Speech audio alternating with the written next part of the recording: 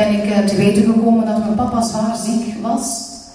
En dat het niet lang meer zou duren. Het is spijtig genoeg wel heel snel gegaan, 7 weken. En hij was er niet meer. En vandaag is het eigenlijk toch wel een beetje een moeilijke dag voor mij. Want vandaag zal hij 60 jaar worden.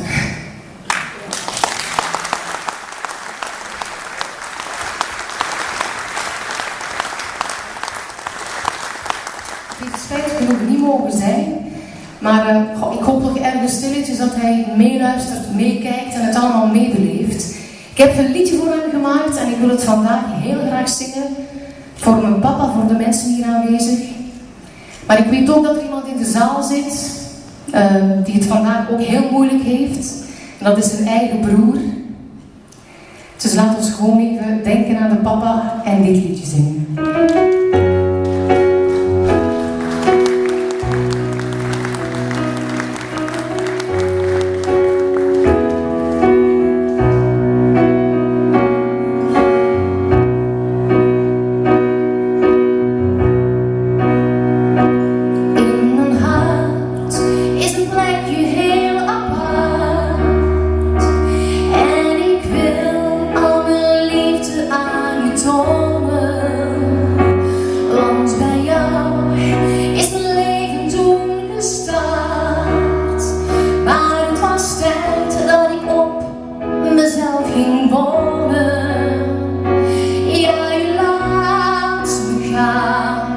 Toch zie ik ook een traan.